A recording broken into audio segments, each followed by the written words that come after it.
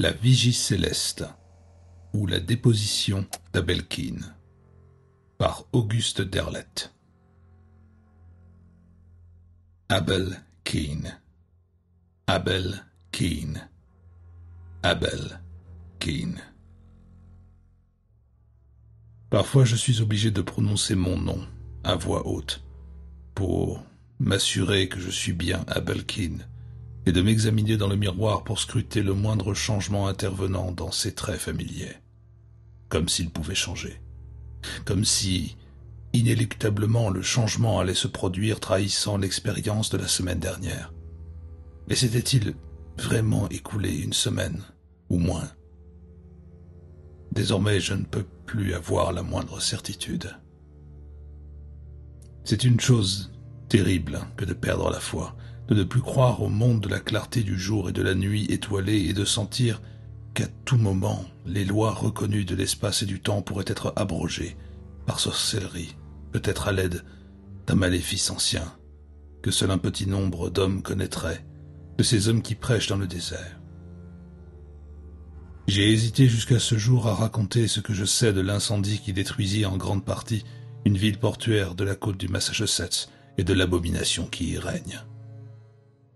Mais les événements m'ont déterminé à ne pas hésiter plus longtemps. Il y a des choses que les hommes ne devraient pas savoir, et il est toujours difficile de décider s'il faut révéler ou taire l'existence de certains faits. Cet incendie avait une cause connue de 2 personnes seulement, bien que d'autres aient certainement pu la deviner. Certains ont avancé que s'il existait un homme qui pût embraser la vision de l'incroyable immensité de l'espace extérieur et la connaissance de tout ce qu'il y a ici-bas, cette vision ne pourrait le mener qu'au bord de la folie.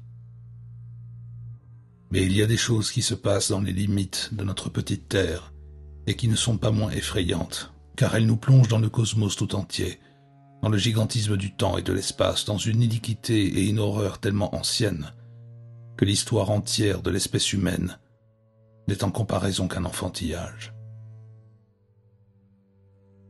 L'une de ces choses est à l'origine de l'incendie qui réduisait en cendres cette abjecte cité édifiée entre le Manuxet et les rivages marins. Ils ne parlèrent pas longtemps d'incendie criminel car ils découvrirent l'une de ces petites pierres, mais ils n'eut guère qu'un entrefilet dans les journaux à propos de cet incendie ou de ces pierres singulières. Les habitants de la ville remarquèrent l'entrefilet, aussi le firent-ils promptement retirer du journal. Les experts donnèrent une version entièrement différente et conclurent que l'homme qui avait disparu dans l'incendie s'était endormi devant sa lampe, et que, l'ayant renversé par mégarde, le feu s'était rapidement propagé. Mais il s'agissait bien d'un incendie criminel, et on peut parfaitement l'expliquer.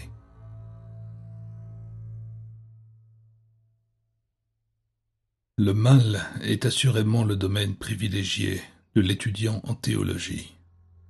Aussi pensai-je en cette nuit d'été lorsque je refermai la porte de mon domicile à Boston, 17 Thoreau Drive, et que je trouvai étendu sur mon lit un homme vêtu d'une étrange façon, plongé dans un sommeil profond dont je ne pus l'éveiller. Comme je fermais toujours ma porte à clé, je pensais qu'il avait dû entrer par la fenêtre, mais je ne pouvais encore comprendre par quel mystère. Me remettant de ma première surprise, j'examinai mon visiteur. C'était un homme d'une 30aine d'années. Son visage était soigneusement rasé et sa peau élastique était de couleur sombre. Il était vêtu d'une robe aux pans flottants taillée dans une étoffe inconnue et portait des sandales faites dans le cuir d'un animal dont j'ignorais l'existence. Bien qu'il fût évident qu'il transportait dans les poches de son étrange vêtement plusieurs objets, je ne pris pas la peine de les examiner.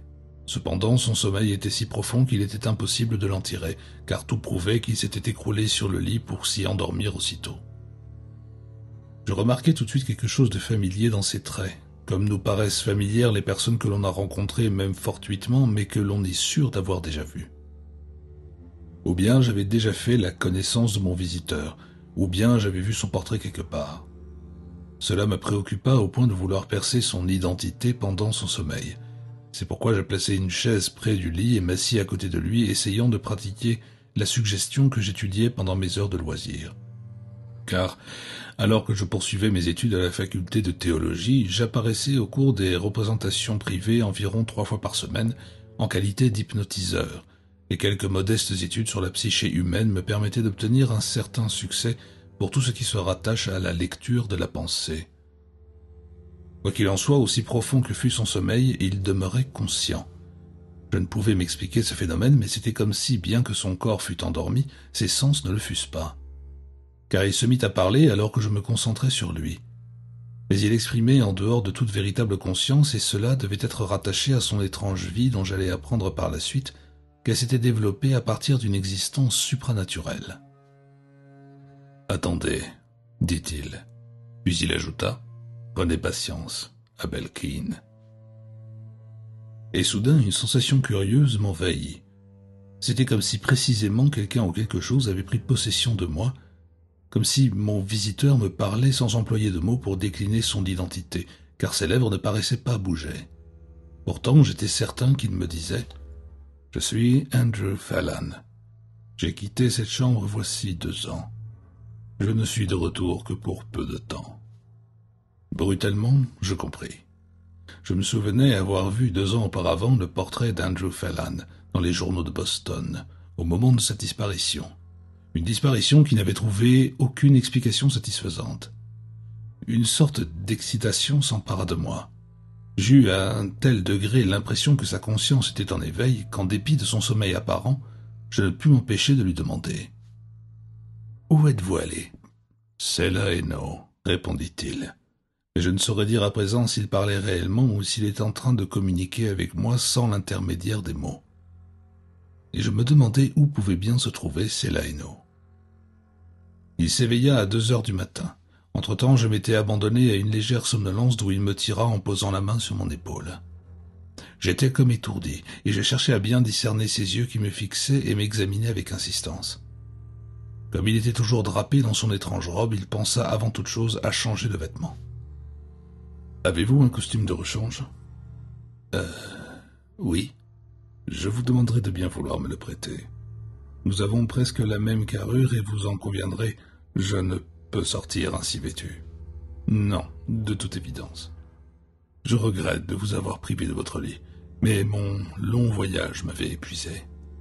Puis-je vous demander comment vous êtes entré ? Par la fenêtre. Pour quelle raison ? Parce que cette chambre était mon point de repère. Il regarda sa montre. Le costume, maintenant, si cela ne vous ennuie pas. Mon temps est compté. Je me sentis obligé de lui fournir les vêtements qu'il me demandait. Quand il se dévêtit, je constatai qu'il était fort, bien musclé, et qu'il se déplaçait avec une agilité qui me fit douter de ma première estimation de son âge. Je le regardais en silence s'habiller. Il remarqua discrètement l'excellente coupe du costume qui, d'ailleurs, n'était pas ce que j'avais de mieux. Mais il venait d'être nettoyé et repassé. Je lui proposai de le garder aussi longtemps qu'il le lui plaira. Madame Breyer est-elle toujours la propriétaire ? Oui. J'espère que vous ne lui direz rien à mon sujet. Vous ne feriez que la troubler. Pas plus à elle qu'à quiconque, je suppose. Non. N'en parlez à personne. Il se dirigea vers la porte et je craignis un moment qu'il ne s'en aille. Je compris en cet instant que je ne voulais pas qu'il parte sans rien me révéler de ce mystère qui demeure insoluble depuis 2 ans. Je bondis vivement pour l'empêcher de sortir. Il me regarda avec des yeux calmes et amusés. « Attendez, vous ne pouvez pas partir de la sorte. Que désirez-vous ? Laissez-moi aller le chercher à votre place. »« Je cherche le mal, Monsieur Keane. Ce mal qui est plus terrible que tous ceux que l'on vous enseigne à la faculté de théologie. Le mal est mon domaine, Monsieur Fallon. Je n'en suis pas si sûr que vous. Les risques sont trop grands pour un homme normal. » Une impulsion morbide s'empara de moi. J'étais ténaillé par l'envie pressante d'accompagner mon visiteur, même s'il devenait nécessaire de l'hypnotiser. Je fixai ses yeux étranges et je tendis mes mains.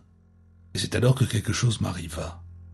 Je me trouvai soudain dans un autre endroit, dans une autre dimension. Je m'aperçus que j'avais pris la place d'Andrew Fallon dans le lit, et cependant je l'accompagnais en pensée. Car dans l'instant, sans un bruit et sans douleur, j'étais sorti de ce monde. Rien ne pourrait décrire les sensations que j'expérimentais pendant le reste de la nuit. Je vis, j'entendis, je touchai, je goûtai et je sentis des choses parfaitement étrangères à ma conscience. Il ne me toucha pas, il ne faisait que me regarder. Soudain, je réalisai que je me trouvais au bord d'un gouffre horrible et inimaginable. Je ne pourrais dire s'il me laissa étendu sur le lit ou si je me déplaçais là-bas. Cependant, c'était bien dans mon propre lit que je me retrouvais le matin après ces heures mémorables passées durant cette partie de la nuit. Avais-je dormi ou rêvé? Ou bien avais-je sombré dans l'hypnose? Ai-je su parce que Phelan voulait que je sache que tout cela était arrivé? Il était mieux pour mon équilibre de croire que j'avais rêvé. Et quel rêve! Quelles images magnifiques et pourtant effroyables apportées par le subconscient. Andrew Phelan était présent dans tous ses rêves. Je le vis dans cette obscurité se diriger vers une station d'autobus, puis il prit le bus et je le voyais comme si j'étais assis à côté de lui. Puis après avoir changé d'autobus à Arkham, je le vis descendre à Innsmouth, cette ville ancienne et maléfique que l'on dit hantée. J'étais à ses côtés lorsqu'il se dirigea vers les ruines sinistres de la jetée. Je le vis s'arrêter devant ce qui semblait être une raffinerie, et plus loin, devant ce qui fut autrefois la salle de réunion maçonnique et qui arbore à son fronton cette inscription étrange, Ordre ésotérique de Dagon. J'ai commencé à comprendre le sens de cette étrange poursuite lorsque le premier de ces hideux hommes batraciens émergea de l'ombre du Manuxet pour observer discrètement Andrew Phelan. Puis plusieurs poursuivants silencieux et mystérieux emboîtèrent le pas de l'ennemi du mal jusqu'au moment où il quitta Innsmouth. Toute la nuit, et cela jusqu'au lever du soleil, le rêve et la réalité ne firent qu'un.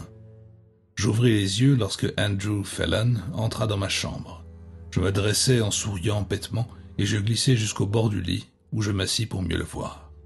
« Je pense que vous me devez une explication. Il est préférable de ne pas trop en savoir. On ne peut combattre le mal sans le connaître. » Il ne me répondit pas, mais j'insistais. Il s'assit avec lassitude.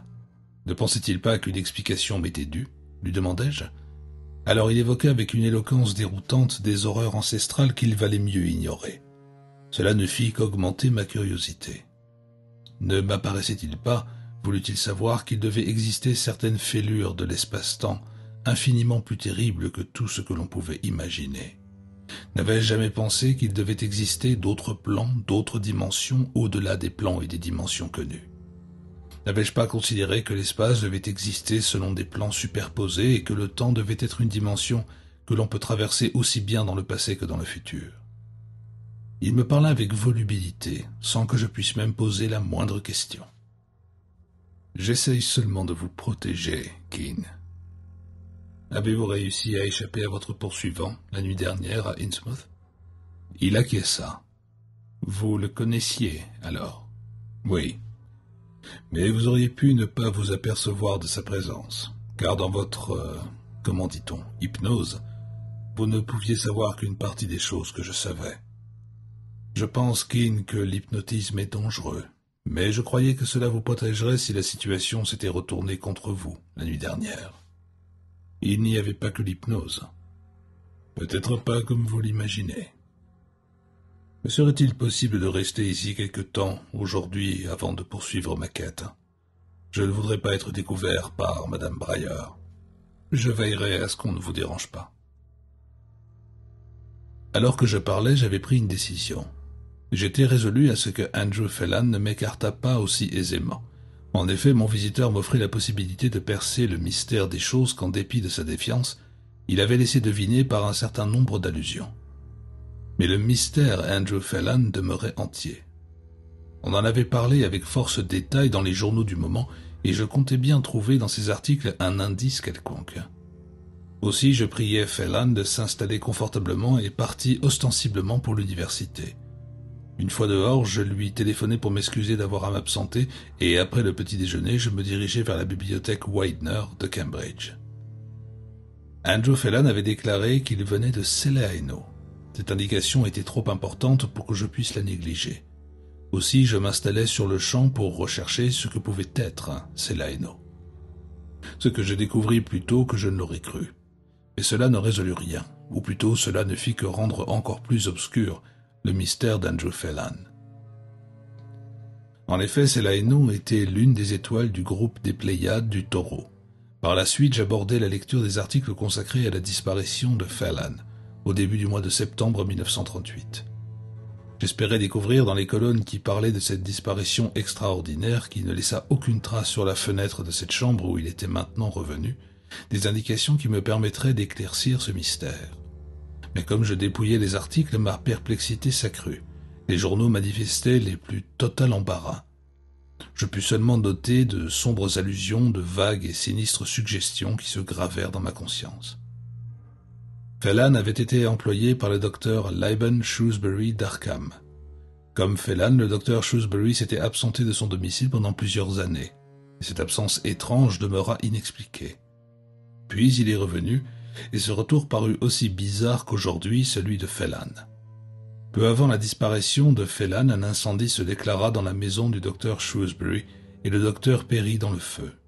La tâche qui incombait à Phelan était apparemment celle de secrétaire, mais il avait passé une bonne partie de son temps à la bibliothèque de l'université de Miskatonic d'Arkham.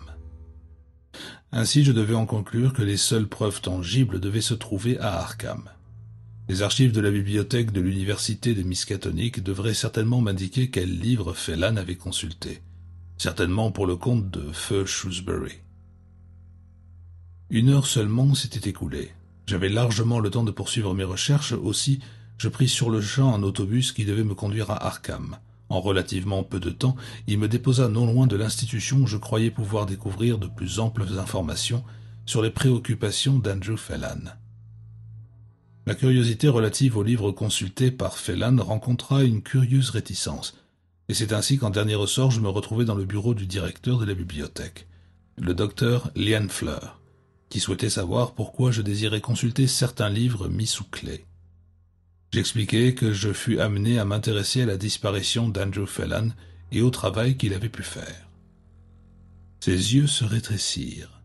« Êtes-vous journaliste ?»« Je suis étudiant, monsieur. » Par bonheur, j'avais sur moi mes titres de collège et les lui présentai sans perdre un instant. Il acquiesça et, toujours avec réticence, il rédigea la permission souhaitée et me l'attendit.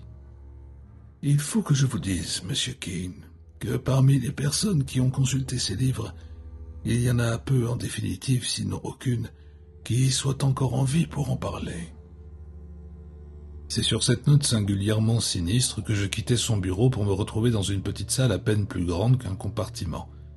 Dès que j'y fus installé, l'employé plaça devant moi un certain nombre de livres et de manuscrits. De tout cela, le document le plus important et de toute évidence la pièce la plus prisée de la bibliothèque, à en juger par la manière quasiment cérémonieuse avec laquelle l'employé la portait, était un volume ancien intitulé simplement Necronomicon, dont l'auteur était un arabe, Abdul al-Azred. Les archives indiquaient que Phelan avait consulté ce livre à plusieurs reprises, mais à mon grand regret, il était clair que le volume n'était pas destiné aux profanes, car il contenait des références dont l'ambiguïté était incomparable. Mais une seule chose était certaine. Le livre traitait du mal et de l'horreur, de la terreur et de la peur de l'inconnu, de choses qui marchent dans la nuit, et pas seulement dans la petite nuit de l'homme, mais dans la plus vaste, la plus profonde, la plus mystérieuse nuit du monde, le versant obscur de l'existence. Je sortis de cette lecture au bord du désespoir. C'est alors que je trouvai une copie manuscrite du livre du professeur Shrewsbury, Cthulhu dans le Necronomicon. Ce livre comprenait de savants paragraphes qui se référaient pour leur grande majorité aux dits de l'écrivain arabe.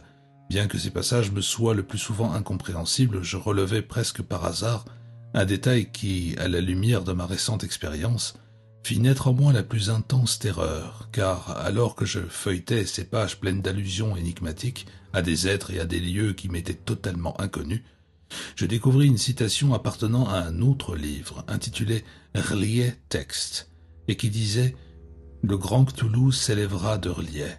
Astour l'indicible reviendra de l'étoile noire qui se trouve dans les Yad, près d'Aldébaran. Nyarlathotep mugira éternellement dans l'obscurité dont il a fait sa demeure. Shub-Niggurath pourra engendrer ses 1000 chevreaux. » Je ne cessais de relire cette incroyable et maléfique citation car, pour la deuxième fois en l'espace de 24 heures, je me trouvais confronté à des textes faisant état d'espaces incommensurables et d'étoiles, et particulièrement d'une étoile située dans les Yad et faisant partie de Taurus. De toute évidence, il ne pouvait s'agir que de Selehaino. et comme apportant une réponse ironique à la question que je me posais, je trouvai en refermant le manuscrit un cartonnage qu'une main ferme et pourtant irrégulière avait intitulé « Fragment de Celaeno ». Je l'examinai de plus près. Il était cacheté. Le vieil employé, qui n'avait jusqu'alors fait que m'observer, s'approcha. « Il n'a jamais été ouvert. »« Pas même par Monsieur Phelan ?»« Depuis qu'il a été déposé ici par Monsieur Phelan lui-même, après avoir été marqué du sceau du docteur Shrewsbury, je ne crois pas que quiconque l'ait consulté. » Je regardai l'heure. Il était tard, et je comptais me rendre à Innsmouth avant la fin de la journée. C'est avec regret et un étrange pressentiment que je rendis les livres et les manuscrits. Je reviendrai. Je voudrais être de retour d'Innsmouth avant que la journée ne soit trop avancée. L'employé m'examina, de son regard inquisiteur et méditatif. « Oui, il vaut mieux visiter Innsmouth de jour. » Je réfléchis à la réponse du vieil homme alors qu'il rangeait les ouvrages. Puis je finis par dire « Voilà une bien étrange considération, Monsieur Peabody. Que se passe-t-il donc de si singulier à Innsmouth ?»« Ah, ne me demandez rien, je n'y suis jamais allé, et j'en ai d'ailleurs pas l'intention. Il y a suffisamment de choses étranges à Arkham pour que je n'éprouve nul besoin d'aller à Innsmouth. Et j'y ai entendu des choses terribles, Monsieur Keene, des choses telles qu'il est impossible de discerner la réalité de la fiction. Ce qui est sûr, c'est qu'elles ont été divulguées. On dit que les Marsh, ceux qui possèdent la raffinerie... »« La raffinerie ?» dis-je, me souvenant de mon dernier rêve. « Oui. On raconte que tout commença avec le vieil Obed Marsh Ier. Le vieux capitaine Obed n'est plus de ce monde et maintenant c'est Ahab qui est là. Ahab Marsh, son arrière-petit-fils, qui d'ailleurs n'est plus très jeune. Ils ne deviennent jamais très vieux, à Innsmouth. » « Et que dit-on à propos d'Obed Marsh ? » ?»« Je pense qu'il vaut mieux ne pas en parler. Peut-être n'était-ce là qu'une vieille histoire de bonne femme, mais on dit qu'il avait conclu un pacte avec le démon et qu'il apporta la grande peste qui ravagea Innsmouth en 1846. Et que ceux qui vinrent après lui étaient également liés par ces pactes avec des êtres extraterrestres qui, dit-on, hantent le récif du diable, non loin du port d'Innsmouth, et qui seraient à l'origine du dynamitage d'innombrables vieilles maisons du quartier des Docks pendant l'hiver 27-28. Peu de gens y habitent et personne n'aime le peuple d'Innsmouth. Est-ce qu'il s'agit d'un préjugé racial ? C'est quelque chose comme ça. Ils ne ressemblent pas aux autres gens. J'ai déjà eu l'occasion de voir l'un d'entre eux, et vous penserez que je suis un vieux radoteur si je vous dis qu'il me fit songer à une grenouille. J'étais secoué. La créature qui avait si mystérieusement suivi Andrew Phelan dans mon rêve de la nuit dernière ressemblait elle aussi à une grenouille.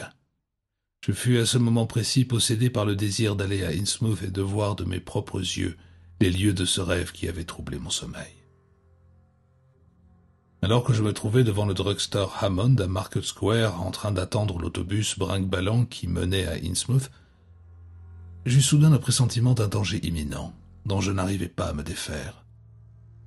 En dépit de mon insistante curiosité, c'était comme si un sixième sens aigu et pénétrant me dissuadait de prendre le bus conduit par ce type au visage maussade et bizarre qui venait de descendre pour se dégourdir les jambes avant de repartir pour Innsmouth, but ultime de cette quête sans objet.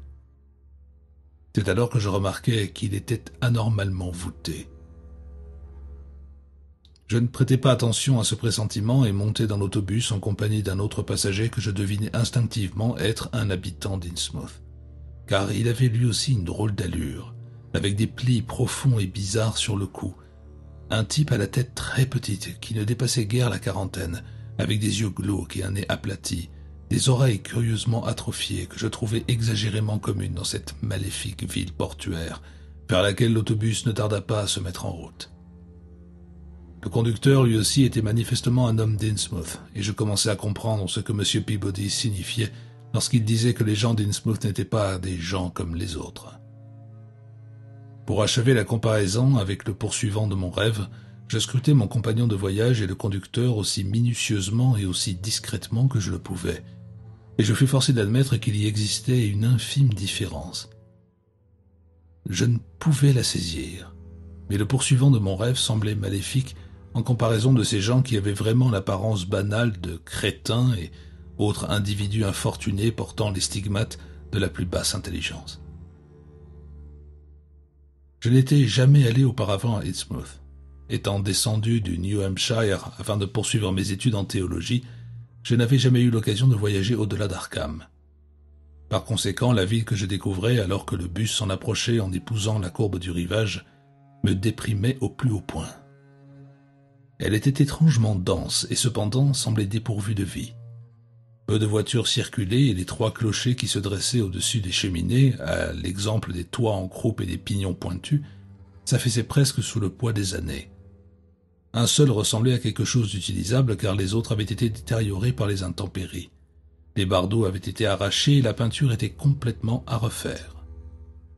Toute la ville, d'ailleurs, avait besoin d'être repeinte. Seuls faisaient exception 2 bâtiments que nous dépassâmes, les 2 bâtiments de mon rêve. Cette raffinerie et ce bâtiment à colonnade qui se dressait en face des églises édifiées autour de la place principale, avec son inscription or et noir sur le fronton, présente avec force dans ce qu'il me restait de l'expérience de la nuit passée. L'ordre ésotérique de Dagon. Cet édifice, comme celui de la Marsh Refining Company, le long du Manuxet, semblait avoir été repeint récemment. En dehors de ces 2 édifices et d'une succursale de la First National, tous les bâtiments de ce qui paraissait constituer le quartier des affaires de la ville paraissaient terriblement vétustes. Leurs peintures s'écaillaient et leurs fenêtres avaient besoin d'être lavées. Il en était de même pour toute la ville, le long des rues résidentielles de Broad, Washington, Lafayette et Adams, où vivaient encore les descendants des vieilles familles d'Innsmouth.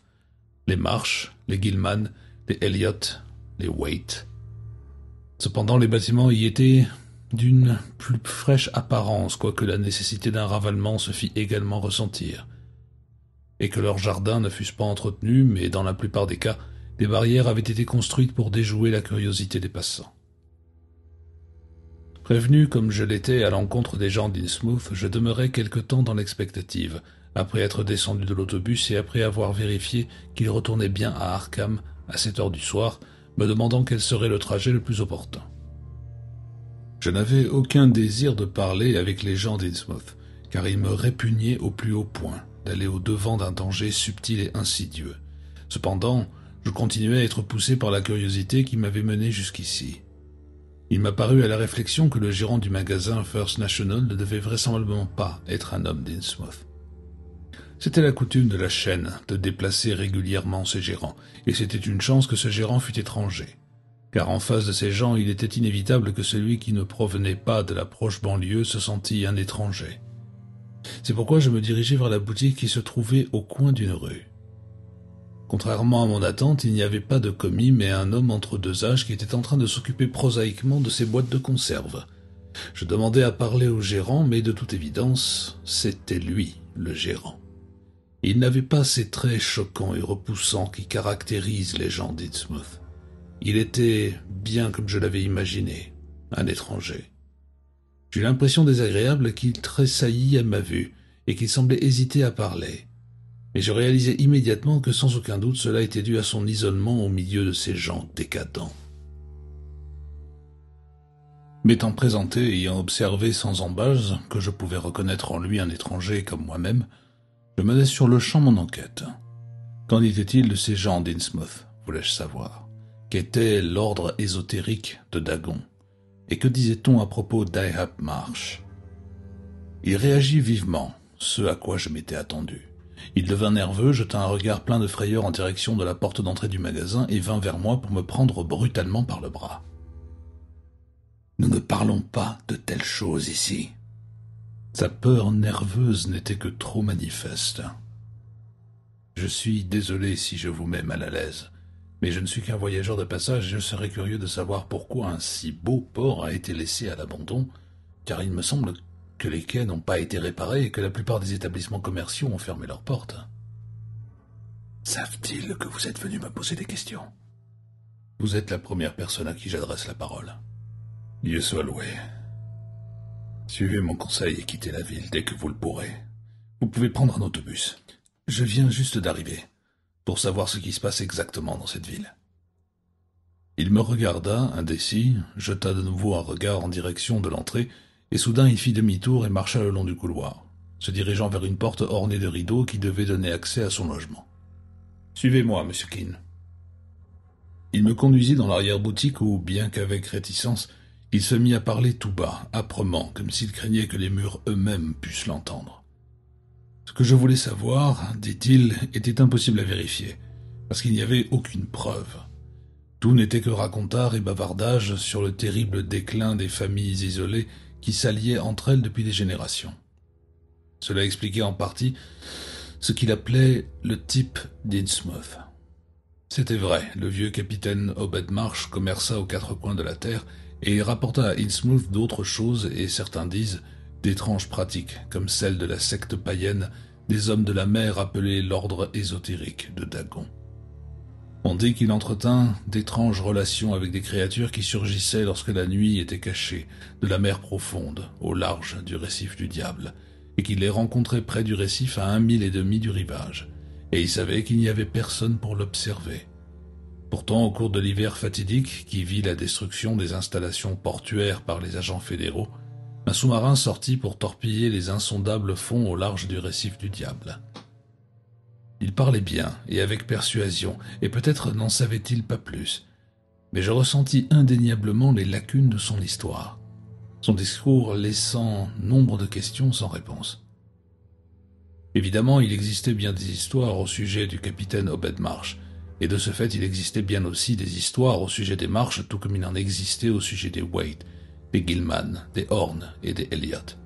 Histoires qui remontaient à l'époque déjà lointaine où ces familles étaient opulentes.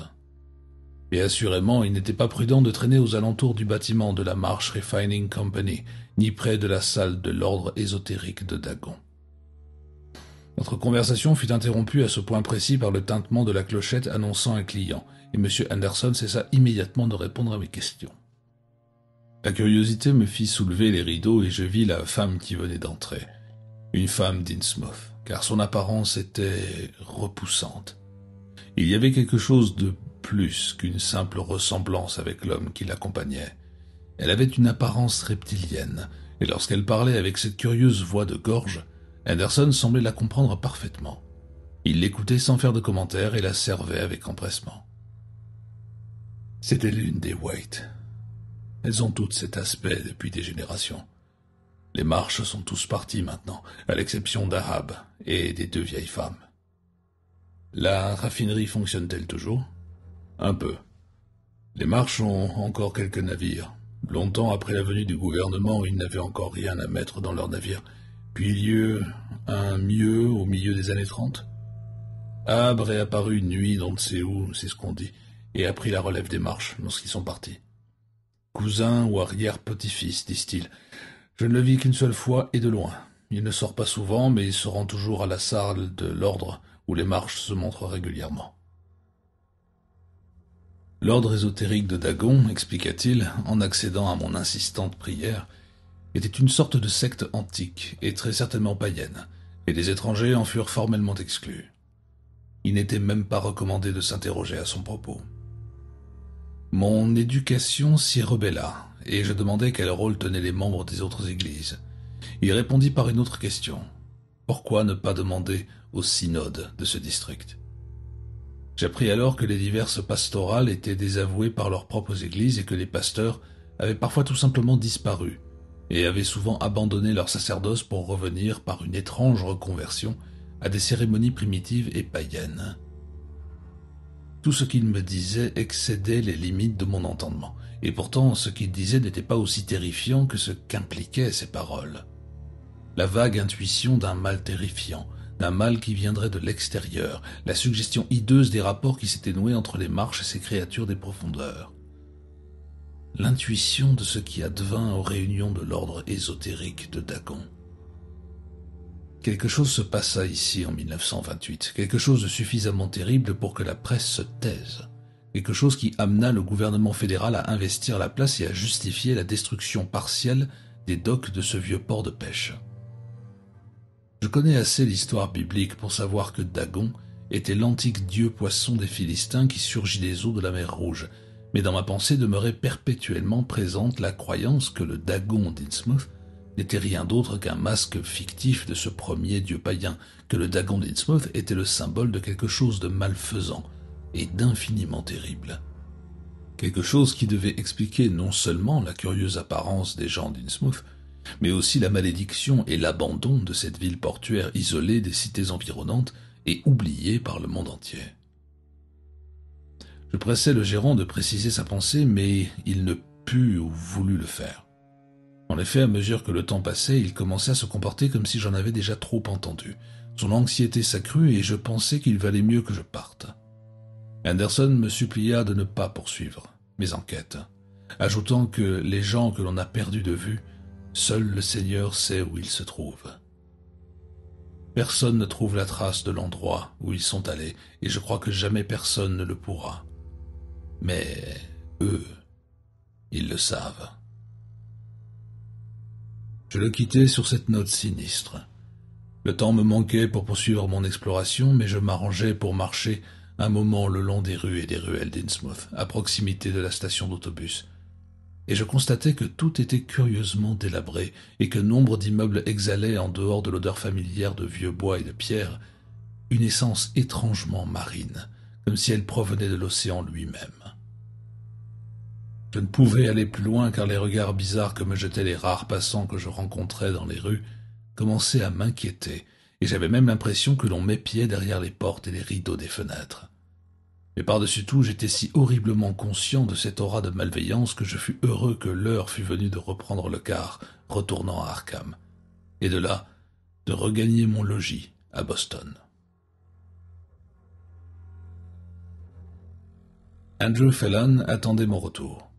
La nuit était déjà avancée et Phelan n'avait pas quitté ma chambre. En entrant, je remarquai de la compassion dans son regard. « Je me suis souvent demandé pourquoi la curiosité humaine était insatiable, dit-il. Mais je suppose que c'est trop demander à celui qui a une expérience comme la vôtre, si éloignée de la normale des choses que la plupart d'entre nous connaissons, d'accepter sans chercher une explication différente de celle que je vous ai donnée. Vous savez? Où êtes-vous allé? Abel, est-ce que quelqu'un vous a suivi? Je n'ai pas cherché à savoir. Et avez-vous appris ce que vous désiriez savoir? Je confessais que j'étais plus perplexe que jamais, et peut-être un peu plus troublé que je ne l'étais à l'origine. Celaeno, que m'aviez-vous raconté? Nous y sommes tous les deux, le docteur Shrewsbury et moi-même. Je crus un moment qu'il essayait de me mystifier, mais quelque chose dans son attitude excluait la légèreté. Il était sinistre, le visage fermé. Vous pensez que c'est impossible? Vous êtes enchaîné par vos propres lois. Ne cherchez pas plus loin, mais acceptez simplement ce que je dis car le temps presse. Pendant des années, j'ai suivi le docteur Shrewsbury sur les traces d'un grand être maléfique. Nous étions déterminés à l'empêcher de revenir à la vie terrestre et de sortir de sa prison enchantée sous les mers. Écoutez-moi, Abel, et comprenez devant quel péril mortel vous vous trouviez cet après-midi dans Innsmouth la maudite. Dès lors, il se mit à parler d'un mal ancien et incroyable, à vous glacer le cœur. Des grands anciens alliés aux forces élémentaires, l'être de feu Cthulhu, l'être des eaux Cthulhu, le seigneur de l'air Loigor, Astur l'indicible, Zar et Ithaca, la créature de la terre Nyarlathotep, et d'autres. Depuis longtemps chassés et emprisonnés par les sortilèges des anciens dieux qui gravitent autour de l'étoile bételgeuse. Les grands ancêtres qui ont leurs mignons, leurs adeptes secrets parmi les hommes et les bêtes, dont la tâche est de préparer leur rédemption, car cela fait partie de leur intention maléfique que de revenir pour régenter l'univers comme ils le firent autrefois après leur révolte et leur évasion du domaine des ancêtres. Son récit suggérait d'effrayants parallèles avec ce que j'avais lu dans ces livres oubliés à la bibliothèque de l'université, pas plus tard que cet après-midi.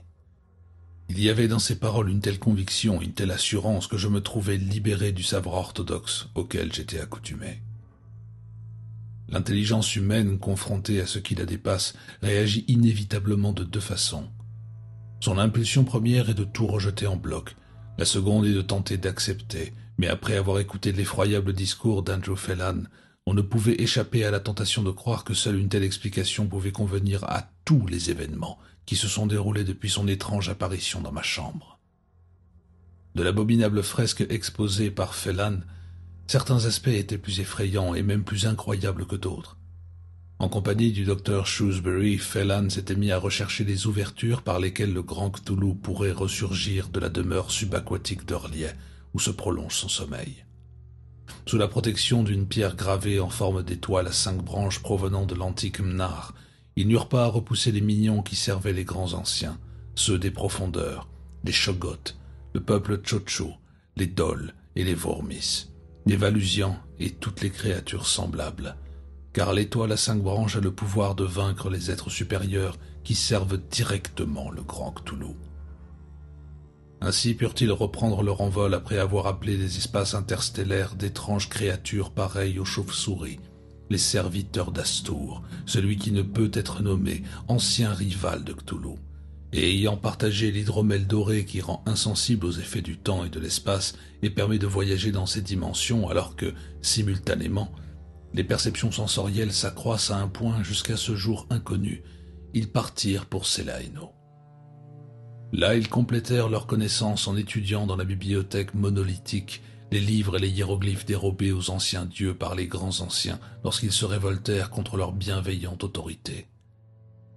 Mais bien que se trouvant sur Selaeno, ils ne demeuraient pas cependant dans l'ignorance de ce qui se passait sur Terre. Et ils avaient appris quel commerce entretenait à nouveau ceux des profondeurs avec les étranges habitants d'Innsmouth la maudite, dont l'un avait été désigné pour le retour de Cthulhu. C'est pour empêcher ce retour que le docteur Shrewsbury avait envoyé Andrew Phelan sur la Terre. Quel genre de rapport s'était-il établi entre les habitants d'Innsmouth et ces créatures qui sortaient des eaux près du récif du diable? Cela ne vous a pas sauté aux yeux? Le commerçant supposait qu'il y avait eu trop de mariages consanguins. Il eut un rire lugubre. Oui, mais pas entre les vieilles familles d'Innsmouth. C'est avec ces êtres maléfiques des profondeurs de Yantley que surplombe le récif du diable. Et l'ordre ésotérique de Dagon n'est que le nom d'emprunt de l'organisation des adorateurs afin d'appliquer les commandements de Cthulhu et de ses serviteurs pour préparer la voie, ouvrir les portails du monde supérieur à leur domination diabolique. Je pesai les termes de sa choquante révélation 1 minute entière avant de le laisser poursuivre, accordant un certain crédit à tout ce que Phelan venait de raconter, et son attitude semblait indiquer qu'il lui était indifférent que je le croie ou non. Il apparaissait que, sitôt sa mission accomplie, il projetait de retourner sur Selaeno. Du moins, c'est l'intention que je lui prêtais. Oui, il en sera ainsi.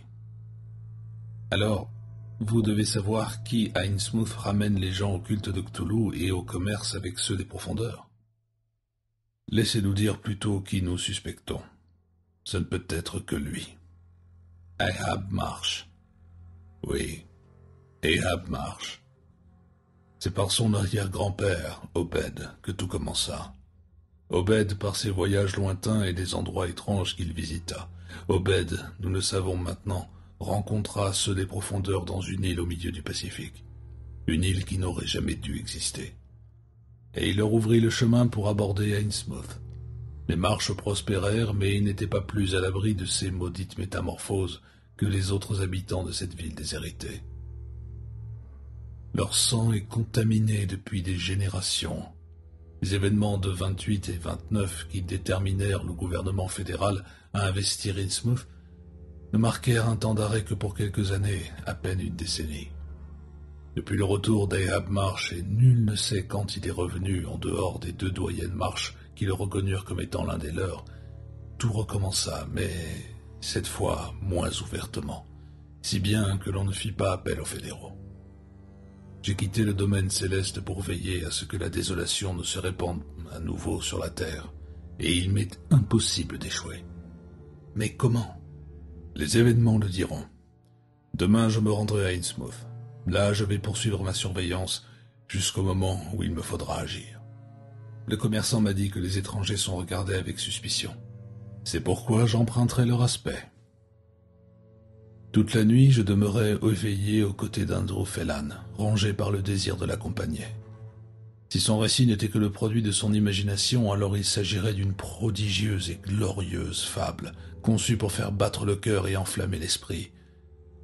Mais si ce n'était pas une fable, ma responsabilité se trouverait aussi sûrement engagée que la sienne dans la poursuite et la destruction du mal à Innsmouth, car le mal est l'ennemi immémorial de tout bien, tel que nous, chrétiens, le comprenons, ou tel qu'il fut compris dans quelques mythes préhistoriques. Mes études théologiques semblaient presque frivoles comparées à ce que Phelan venait de raconter, bien qu'à ce moment, je le confesse, je doutais de son importance. Et comment aurais-je pu faire autrement? Les monstrueuses entités du mal qu'évoqua Phelan toute la nuit n'étaient-elles pas impossibles à concevoir? Et même pouvait-on espérer les croire possibles? Pourtant elles l'étaient. C'est le fardeau spirituel de l'homme que de trouver si facile de douter et si difficile de croire, même pour les choses les plus simples. Et un parallèle frappant s'imposa à l'étudiant en théologie que j'étais, un parallèle que je ne pouvais négliger car il n'était que trop évident. La similarité entre le récit de la révolte des grands anciens contre les anciens dieux et cet autre plus universellement connu de la révolte de Satan contre les forces du Seigneur. Le lendemain matin, je fis part à Phelan de ma décision. Il hocha la tête. « C'est fort honorable de vouloir nous aider, Abel, mais vous ne savez pas réellement ce que cela signifie. Je ne vous en ai donné qu'un mince aperçu, rien de plus. Je n'ai pas le droit de vous engager de la sorte. Ma seule responsabilité est en cause. Non. La responsabilité revient à l'homme qui connaît les faits. Il y a un abîme entre ce que le docteur Shrewsbury et moi pensons pouvoir enseigner. Je dois dire que nous sommes à peine parvenus à la compréhension de la totalité. Pensez alors au peu de choses dont vous avez connaissance. Je le conçois comme un devoir. » Il me dévisagea rêveusement, et je vis pour la première fois que ses yeux trahissaient un âge plus avancé que ses 30 ans. « Laissez-moi réfléchir. Vous avez 27 ans, Abel. Réalisez-vous que, si vous persistez dans votre décision, il pourrait ne plus y avoir de futur pour vous. » J'étais prêt à polémiquer âprement avec lui. J'avais déjà voué mon existence à la destruction du mal, et le mal qu'il me présentait était quelque chose de plus tangible que celui qui sommeille dans l'âme humaine. Il sourit et hocha la tête en m'écoutant. Il finit par accepter avec une sorte de cynisme que je trouvais irritant. La première étape dans notre poursuite du mal à Innsmouth fut de nous déplacer de Boston à Arkham. Non seulement à cause de la proximité d'Arkham par rapport à Innsmouth, mais aussi pour éviter que Phelan ne soit reconnu par ma logeuse, qui voyait d'un mauvais œil toute la publicité faite à son sujet. Et d'une telle publicité découlerait en retour la découverte de sa présence sur Terre par ces créatures qui avaient précédemment poursuivi le docteur Shrewsbury et Andrew Phelan, les obligeant à prendre la fuite.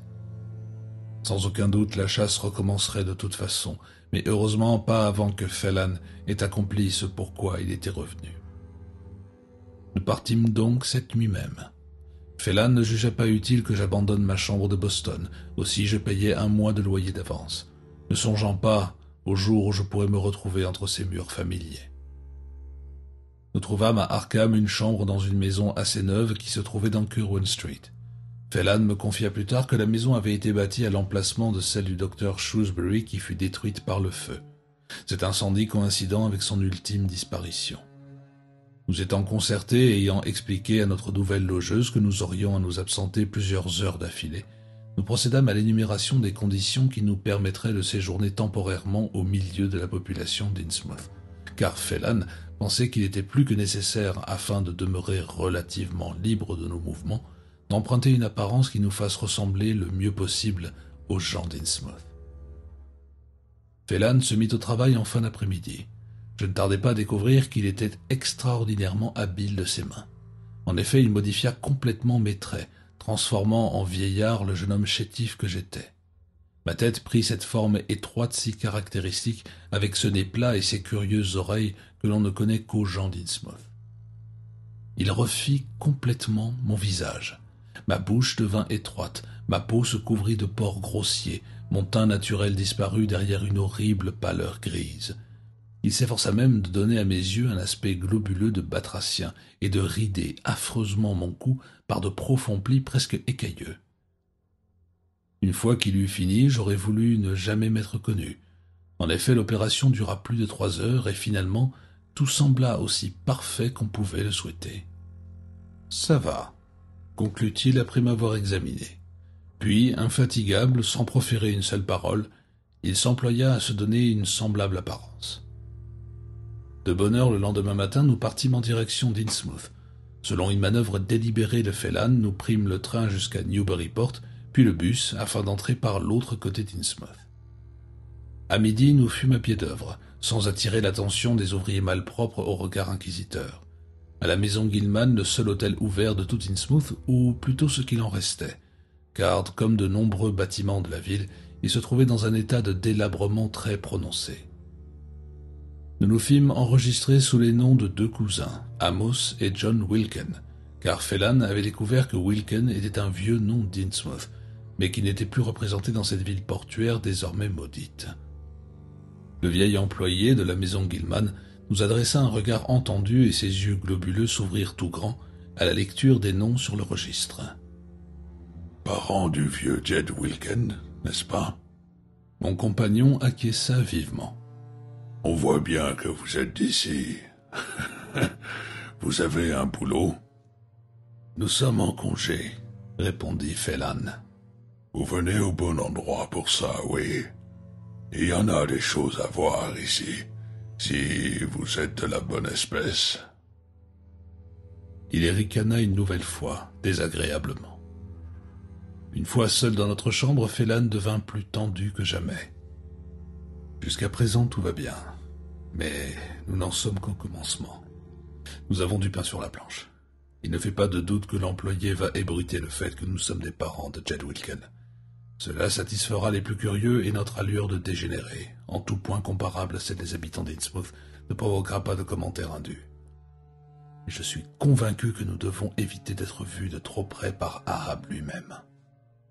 Et à quoi cela servirait-il de rechercher Ahab, si vous êtes absolument certain que c'est lui? Il y a bien plus à apprendre sur Ahab que vous ne le pensez, Abel. Peut-être plus que je ne le pense moi-même.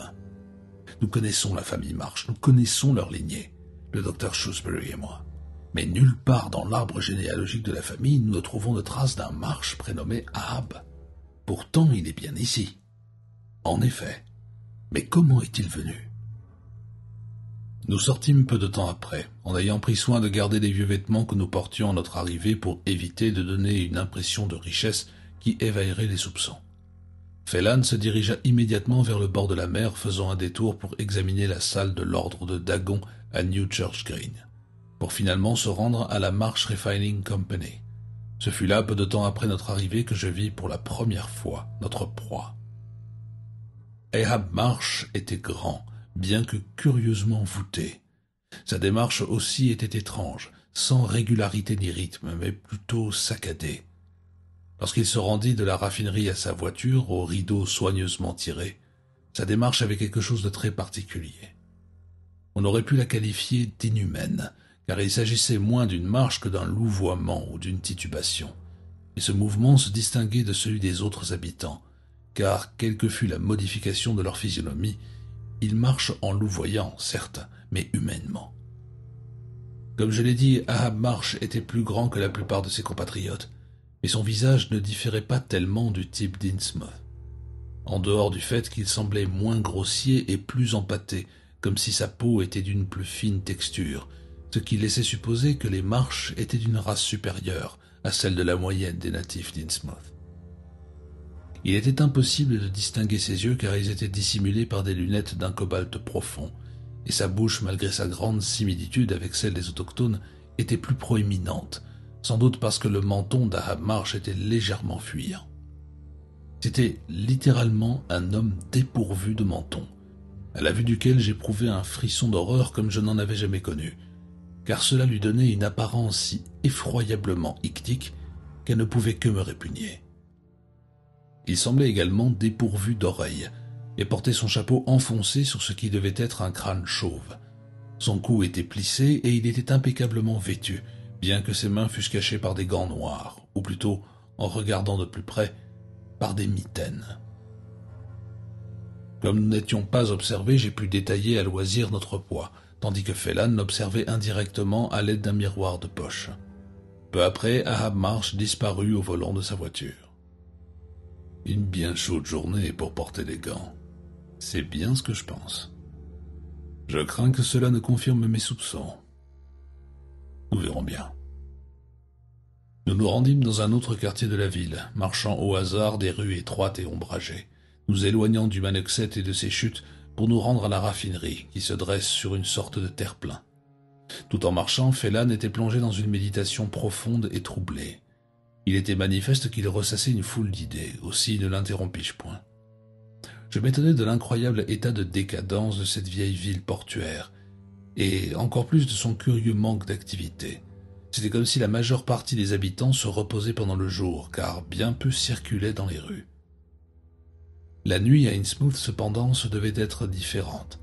Alors que l'obscurité montait, nous nous sommes dirigés vers la salle de l'ordre de Dagon. Lors de sa précédente visite, Phelan avait découvert que l'on devait, pour pénétrer dans la salle des cérémonies, présenter un curieux sceau en forme de poisson, et pendant que je reconstituais le moindre de ses déplacements en ce lieu, il avait reproduit plusieurs de ces sceaux. Il se réserva le plus parfait et me donna le plus rapprochant, si j'en avais besoin, bien qu'il préféra que je ne prenne pas un tel risque et que je reste à l'extérieur de la salle. Cependant, je n'en avais aucune envie. Il était manifeste qu'un grand nombre de personnes venaient ici, de toute évidence des membres de l'ordre ésotérique de Dagon, et je ne voulais à aucun prix manquer ce qui allait se dérouler, bien que Phelan m'ait prévenu avec insistance que nous nous exposions à une situation dangereuse en assistant à l'une des cérémonies interdites. Et sans effroi, je m'obstinai. Par bonheur, on ne nous demanda pas de présenter les sceaux. J'en tremble, rien qu'en imaginant ce qui serait arrivé s'il l'avait fait. Je crois que le fait d'avoir si soigneusement contrefait le type d'Innsmouth favorisa plus que toute chose notre entrée dans la salle. Nous étions l'objet de la curiosité générale, mais il était clair que notre qualité de membre du clan Wilken avait été répétée de bouche à oreille, car il n'y avait ni malveillance ni hostilité dans les yeux des hommes et des femmes qui regardaient à l'occasion dans notre direction.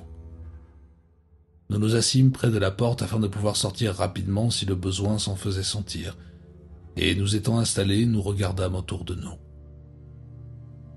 La salle était grande et sombre. Les fenêtres étaient tendues de rideaux noirs, lui donnant l'apparence d'un théâtre de l'ancien temps, tel un théâtre transformé en cinéma lorsque la grande industrie en était à son stade infantile. De plus, une lueur crépusculaire s'insinuait dans la salle, semblant provenir d'un petit dais qui nous faisait face. Mais ce n'était pas l'obscurité de la salle qui frappait mon imagination, c'étaient les ornements. En effet, la salle était décorée de pierres gravées représentant des êtres mi-hommes, mi-poissons.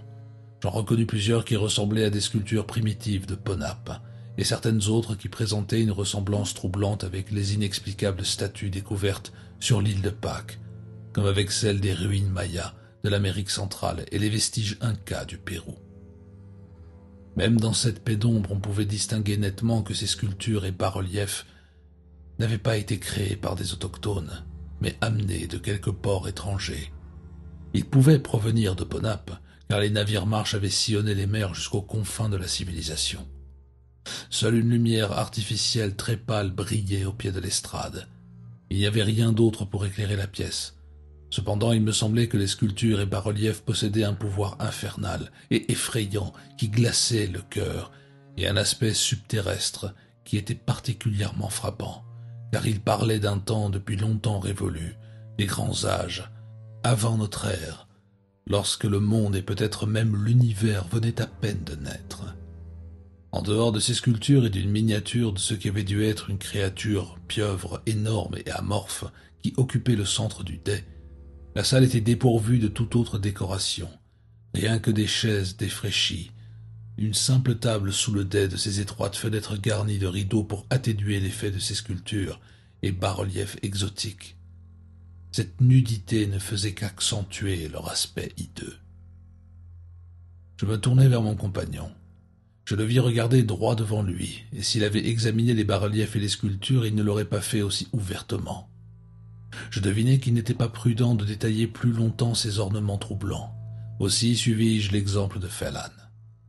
Je pouvais cependant remarquer que la salle s'était rapidement remplie d'un plus grand nombre de personnes que les événements du jour ne me l'avaient laissé présager. Il y avait à peu près 400 places et bientôt toutes furent occupées.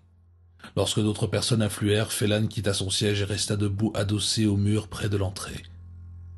Je l'imitais afin que deux vieillards décrépits dont l'apparence hideuse contrastait avec celle des plus jeunes, les plis de leur cou étaient plus profonds et plus squameux, leurs yeux globuleux étaient plus vitreux, puissent s'asseoir.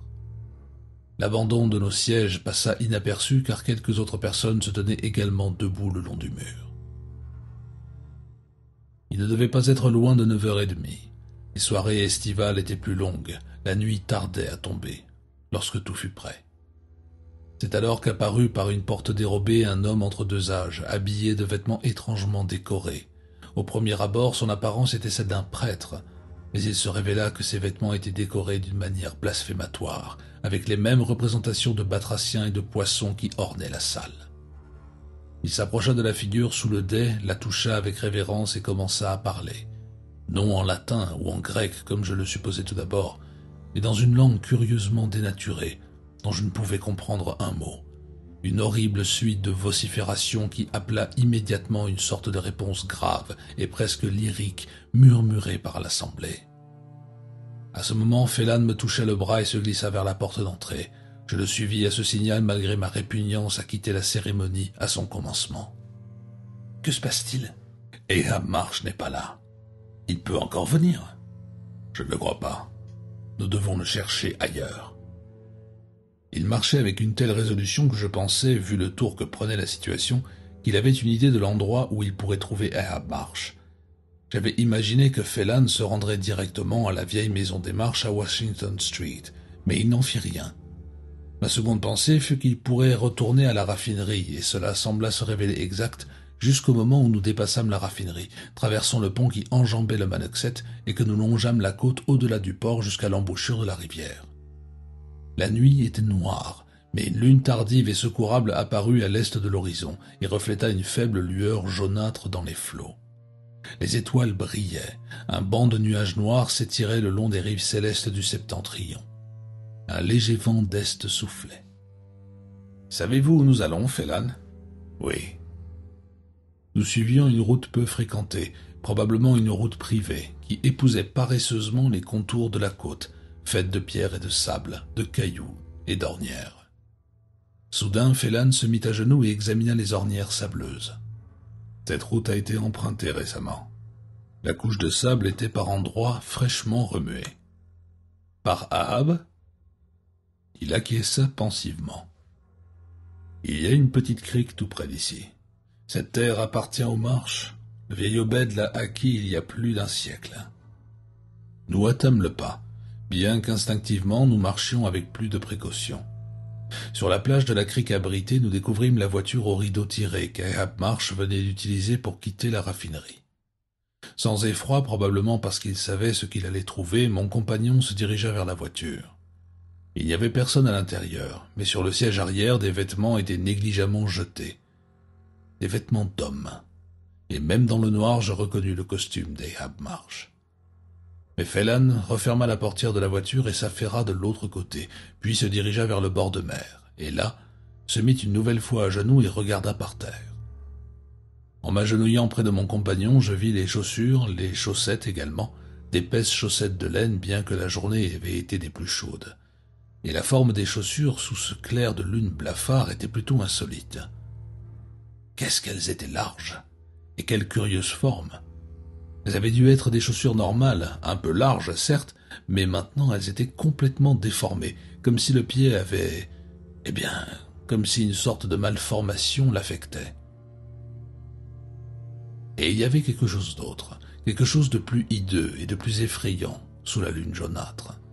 Au bruit de la mer s'ajoutait un autre bruit, un bruit auquel Phelan me demanda de prêter attention. Une sorte de ululement lointain, inhumain, ne provenant pas des terres, mais de la mer. Et le récif du diable comme gravé dans le repli de ma mémoire à la suite de ce que j'avais appris par le marchand et plus tard par mon compagnon, les récits de relations étranges, maléfiques et impies entre les créatures océanes et la population d'Innsmouth, les choses qu'Obed Marsh avait découvert à Ponap et dans cette autre île, La terreur qui régna pendant les années 1900 avec l'étrange disparition de jeunes gens qui ne revinrent jamais, sacrifices humains offerts à la mer. Ces ululements apportés par le vent d'Est composent une atroce mélodie qui résonnait comme quelque chose d'un autre monde, un ululement fluide, une sonorité aquatique défiant toute description, maléfique et inhumaine. Et le vent les portait à ma conscience horrifiée, et dans mes yeux restait encore gravée cette horrible trace découverte sur la plage entre l'endroit où se trouvaient les chaussures et les chaussettes, et celui où l'eau commençait. Les empreintes, non d'un pied humain, mais d'appendices terrestres aux doigts allongés, forts, larges et palmés. Ahab Marsh était l'objet de sa quête, et dans une moindre mesure, les adorateurs de la salle de l'ordre de Dagon l'étaient aussi. Les sacrifices, disait-il, ont repris et se sont multipliés dans le plus grand secret, comme à l'époque d'Obed Marsh. Depuis la débâcle de 1928-1929, les habitants sont devenus plus prudents, ceux qui sont restés comme ceux qui sont revenus dans la ville après le départ des fédéraux.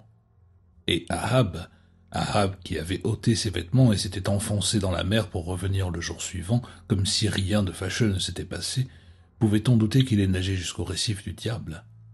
Et pouvait-on avoir le moindre doute quant au sort de ce jeune d'Innsmouth qui avait conduit sa voiture cette nuit? C'était là le processus du sacrifice, d'être choisi par Ahab, de travailler pour lui et d'être préparé sans même le savoir à être sacrifié à ces créatures diaboliques qui viennent des profondeurs de Yantley, au large du maudit et redouté récif du diable, qui à marée basse se dresse, sombre et maléfique, au milieu des flots obscurs de l'Atlantique. Effectivement, Ahab Marsh était de retour le jour suivant à la raffinerie, avec un autre jeune homme pour conduire sa voiture et l'emmener de l'immense propriété des Marsh dans la verdoyante Washington Street au bâtiment de la raffinerie, non loin des chutes du Manaxet. Nous sommes restés éveillés toute la nuit, et nous n'entendions pas seulement les bruits de la mer et ses horribles ululements. Il y avait quelque chose d'autre, il y avait ces terribles cris semblables aux cris rauques et bestiaux d'un homme en proie à la terreur la plus mortelle. Il y avait aussi cette psalmodie effrayante que proféraient les membres de l'ordre ésotérique de Dagon, assemblés dans cette salle qui renfermait ces horribles sculptures, et cette représentation grotesque d'une créature inhumaine et maléfique. Cette psalmodie atroce retentissait sous la voûte étoilée. Finglui Migulwanaf, Cthulhu Ralier, Wahga Nagel Fatang. Et d'une voix étouffée, Phelan traduisit cette phrase rituelle sans cesse répétée. Dans sa demeure d'Orlier, la ville morte, Cthulhu attend et rêve. Le lendemain matin, mon compagnon sortit pour s'assurer qu'Ahab Marsh était revenu. De retour à l'hôtel, il se plongea dans son travail, m'abandonnant à mon propre sort pour le reste de la journée, me demandant seulement d'éviter de me faire remarquer. J'étais déjà bien résolu à ne rien faire qui puisse attirer l'attention, mais j'étais tout aussi résolu à compléter les informations que m'avait fournies Phelan au sujet de ces terribles sacrifices humains et de ces rites horribles perpétués par certains des habitants d'Innsmouth. Et c'est dans ce but que je retournai au magasin First National de M. Henderson. Le gérant ne me reconnut pas grâce à l'habileté de Phelan. Il adopta à mon égard la même attitude servile dont il avait usé vis-à-vis de la femme Waite qui était entrée dans le magasin lors de ma première visite. Et dès que nous fûmes seuls, car quelqu'un se trouvait là à mon arrivée, je m'apprêtais à dévoiler mon identité, mais je me rendis compte que cela était impossible. Henderson pensa simplement que l'un des habitants d'Innsmouth avait eu vent de notre précédente conversation, et ce fut seulement lorsque je lui répétai plusieurs de ces phrases qu'il comprit qui j'étais. Mais il n'en demeura pas moins plein de frayeur. « S'il venait à me voir !»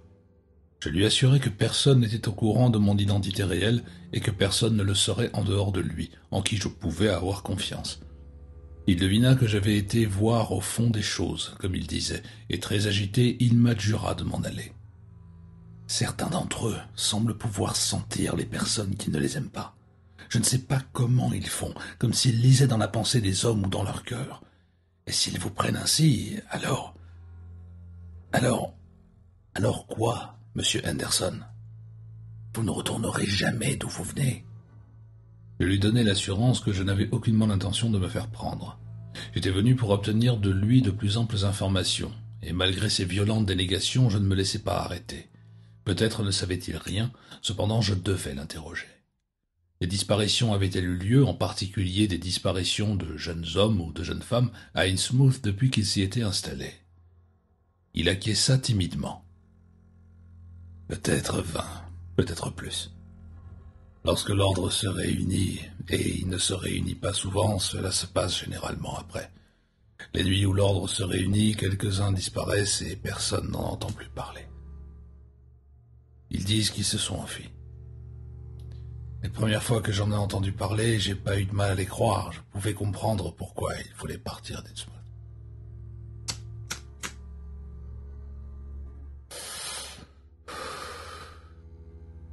Et depuis, il y a eu d'autres événements. Les gens qui disparaissent travaillaient dans la plupart des cas pour Arab Marsh, et ils couraient ces vieilles histoires à propos d'Open Marsh. Comme il amenait des gens jusqu'au récif du diable et revenait toujours seul. Zadok Allen en a parlé. Il disait que Zadok était fou, mais Zadok disait des choses, et il y avait des preuves suffisamment frappantes pour appuyer les dires du vieux cinglé. Il parlait de la sorte, et on l'écoutait jusqu'au moment où il est mort. À son ton, je compris que Zadok Allen n'était pas simplement mort. Vous voulez dire jusqu'au moment où ils l'ont tué? Ce n'est pas ce que je dis. Je ne suis pas quelqu'un qui affirme n'importe quoi. Sachez que je n'ai jamais rien vu. En tout cas, rien qui puisse vous intéresser. Je n'ai jamais vu quelqu'un disparaître. Je ne les ai simplement plus revus, c'est tout. Plus tard, j'en ai entendu parler. Quelqu'un glissait un mot à ce sujet ici et là, et j'ai fait le rapprochement. Rien n'a filtré dans les journaux. Rien n'a été dit comme il se devait. Personne n'a jamais fait de recherche ni de tentative pour retrouver la trace des disparus. Ça ne me sert à rien de penser aux histoires du vieux Zadok Allen et à ces autres chuchotés au sujet du capitaine Obed. J'ai peut-être trop d'imagination. Cela doit déranger un homme de vivre dans un endroit pareil depuis si nombreuses années. Il suffit d'y vivre plusieurs mois pour avoir l'esprit dérangé. Je dis pas que le vieux Zadok Allen était cinglé. Tout ce que je peux dire, c'est qu'il ne devait pas l'être. Il ne parlait qu'après avoir bu quelque chose. Ça lui déliait la langue. D'ordinaire, il était sobre et il paraissait très embêté les jours suivants d'avoir tant parlé. Il marchait en regardant tout le temps par-dessus son épaule et même en plein jour, et il jetait un regard craintif sur la silhouette du récif du diable quand la marée était basse et que le jour était clair. Les habitants d'Innsmouth s'y regardent pas beaucoup de ce côté. Mais quelquefois, quand il y a une réunion dans la salle de l'ordre de Dagon, on voit des lumières à cet endroit. Des lumières bizarres. D'autres lumières sont allumées sur la coupole de la vieille Gilman House, et toutes elles clignotent en même temps, comme si elles se parlaient entre elles. Vous avez personnellement vu ces lumières? C'est la seule chose que j'ai vue. Peut-être qu'il y avait un bateau, mais je ne crois pas. En tout cas pas au large du récif du diable. Êtes-vous déjà allé à cet endroit? Non, monsieur. Et j'ai aucune envie d'y aller. Je m'en suis approché une fois en chaloupe. Un horrible rocher gris avec des formes rudement bizarres au-dessus. Et je voulais pas m'en approcher davantage. C'était comme si quelque chose m'en écartait, comme une énorme main invisible qui s'étendait et vous poussait dans le dos. Voilà comment ça s'est passé. J'ai eu la chair de poule et mes cheveux se sont dressés sur ma tête. Je l'oublierai jamais. Et c'était avant que j'en sache plus. Aussi, j'en ai jamais parlé de ce que je soupçonnais, et ça a joué sur mes nerfs et mon imagination. Ahab Marsh doit être tout-puissant à Innsmouth. Oui, parce qu'il n'y a plus un homme, ni un Wade, ni un Gilman ou un Horn, seulement des femmes, et elles sont déjà vieilles. Les hommes ont disparu quand les fédéraux sont arrivés ici. Je ramenais la conversation sur ces mystérieuses disparitions. Il semblait incroyable que des jeunes, hommes et femmes, aient pu disparaître à notre époque sans que jamais un mot ne fût imprimé à leur sujet. Oh, je ne connaîtrais pas Innsmouth si je croyais que c'était impossible. Ils étaient muets comme des carpes, et ils se figuraient avoir quelque chose à faire pour leur dieu païen ou pour tout ce qu'ils adoraient. Et ils se plaignaient jamais, ils l'acceptaient en faisant de leur mieux, et ils étaient tous mortellement effrayés par Ahab Marsh. Il s'approcha de moi si près que j'entendis battre son pouls rapide. Je l'ai touché une fois. Rien qu'une fois. et ça m'a suffi. Mon Dieu, il était froid, froid comme de la glace, quand je l'ai touché entre ses gants et les manches de son manteau. La peau, elle était froide et gluante comme celle d'un poisson. Il frissonna à ce souvenir, porta un mouchoir à ses tempes et se tut un instant. Ne sont-ils pas tous ainsi? Non, pas tous. Les autres sont différents. Ils disent que les Marsh avaient tout le sang-froid, surtout depuis l'époque du capitaine Obed. Mais j'ai entendu un autre son de cloche. Tenez par exemple, le type, Williamson, je pense que c'était son nom, celui qui a alerté les fédéraux. Il ne le savait pas à l'époque, mais c'était un Marsh.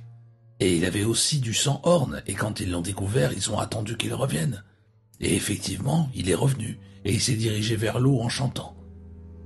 C'est toujours ce qu'on raconte. Et il a enlevé ses vêtements, puis il a plongé, il a nagé vers le récif, et on n'a plus jamais entendu parler de lui. Rappelez-vous, je n'ai rien vu de mes yeux. C'est juste ce que j'ai entendu, bien que cela se soit passé de mon temps. Ceux qui ont du sang Marsh dans les veines reviennent, d'aussi loin qu'ils soient.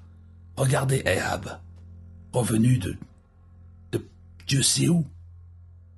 Une fois lancé et en dépit de ses craintes, Henderson faisait preuve d'une loquacité inhabituelle. Sans doute le fait d'être resté longtemps sans discuter avec les étrangers avait quelque chose à voir avec sa prolixité, autant que le sentiment de sécurité que lui donnait son magasin, car on n'y venait guère en cette heure matinale. Les gens d'Innsmouth préféraient faire leurs courses tard dans l'après-midi, et il était souvent obligé de laisser sa boutique ouverte au-delà des heures normales de fermeture. Il parla des bijoux étranges portés par les natifs d'Innsmouth, des bracelets et des tiares grotesques et repoussants, des bagues et des pectoraux avec des figures répugnantes gravées en bas-relief. Je ne pouvais douter qu'il s'agit des mêmes figures que celles des bas-reliefs et des sculptures dans la salle de l'ordre. Henderson avait eu l'occasion d'en voir. Il n'y a que ceux qui appartiennent à l'ordre et aux églises dépravées qui les portent. Puis il parla des bruits provenant de la mer. Une sorte de psalmodie. Et c'est pas une voix humaine. Qu'est-ce que c'est? Je ne sais pas. J'ai aucune envie de le savoir non plus. Ce serait pas très indiqué. Ça vient de quelque part par là, comme la nuit dernière. Sa voix devint un murmure. Je sais ce que vous voulez dire. Il fit allusion à d'autres bruits, bien qu'il ne mentionnât pas une fois les cris bestiaux et terrifiants, bien qu'il les ait sans doute entendus. Et il y eut d'autres choses. Et sombres, il murmurait, des choses encore plus terribles, des choses qui tournaient autour du vieil Obed Marsh et qui vivent encore dans les eaux sous le récif du diable. Il courait des bruits confus à propos d'Obed lui-même, comme quoi il n'était pas réellement mort, comme quoi des marins de Newburyport qui connaissaient la famille Marsh étaient rentrés un jour au port, pâles et tremblants, disant qu'ils avaient vu Obed nageant comme un marsouin. Et si ce n'était pas Obed Marsh, alors que signifiait cette ressemblance? Un simple poisson ne pourrait effrayer ainsi des hommes et des femmes. Et pourquoi les gens de Newburyport tentèrent-ils si fermement de garder cela secret? Ils se turent, très bien, probablement parce qu'ils étaient étrangers et qu'ils se refusaient à croire en ce qu'ils avaient vu près du récif du diable. Mais il y avait des choses qui nageaient à cet endroit. D'autres les avaient vues. Des choses qui plongeaient, disparaissaient, ne remontaient jamais, bien qu'elles ressemblassent à des hommes ou à des femmes, en dehors du fait que certains avaient des écailles et une peau brillante et ridée. Et qu'arriva-t-il à tant de vieux habitants? Il ne semble pas qu'ils aient jamais eu de funérailles ni d'enterrement. Et certains d'entre eux prenaient chaque année un aspect plus bizarre, puis un beau jour, ils disparaissaient dans l'océan. Et la première chose que les gens apprenaient, c'était qu'ils étaient perdus en mer, ou noyés, ou quelque chose comme ça. C'était vrai. Des choses nageant dans la mer étaient rarement vues de jour, mais de nuit. Et qu'est-ce que c'était? Quelles étaient ces créatures qui surgissaient de la mer près du récif du diable? Et pourquoi certains des natifs d'Innsmouth s'y rendaient-ils nuitamment?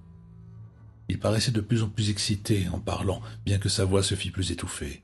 Il était manifeste qu'il avait ressassé tout ce dont il avait entendu parler depuis qu'il se trouvait à Innsmouth, et qu'il était fasciné par ce qu'il ne pouvait maîtriser. Une fascination qui allait de pair avec une répugnance extrême et presque morbide. Il n'était pas loin de midi lorsque je retournai à la maison Gilman. Mon compagnon avait parachevé son travail et prêta une grande attention à ce que je lui racontais, bien que je ne pus rien noter dans son attitude qui puisse révéler qu'il n'eût pas déjà été au courant de ce que Henderson avait pu dire ou suggérer.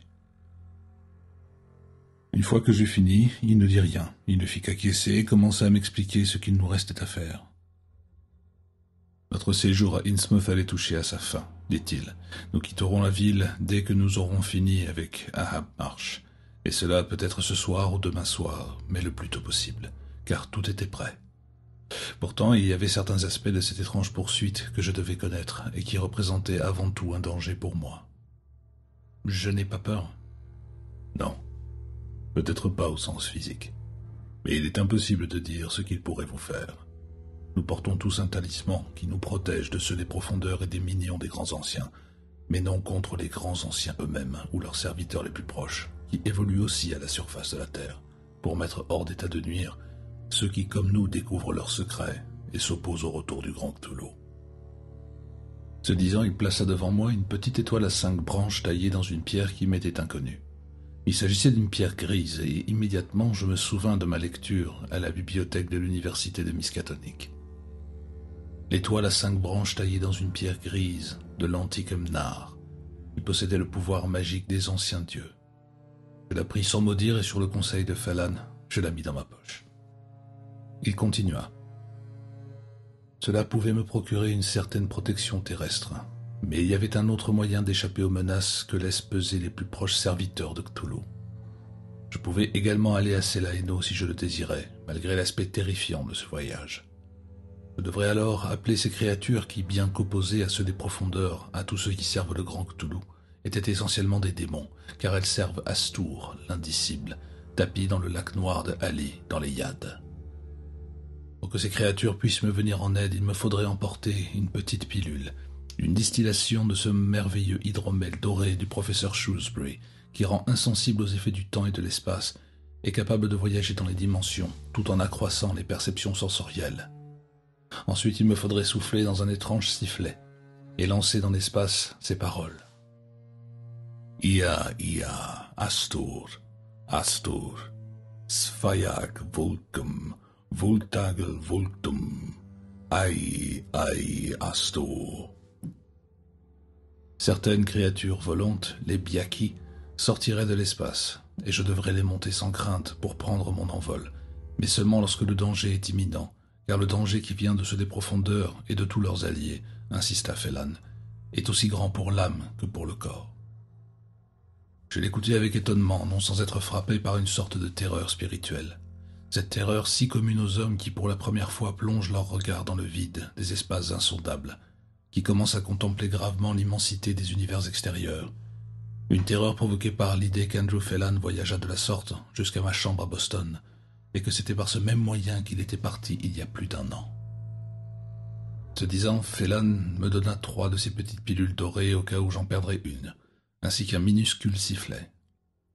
Il me recommanda de ne l'utiliser que dans les cas d'extrême nécessité qu'il avait décrits, sans quoi je devais m'attendre aux conséquences les plus fatales.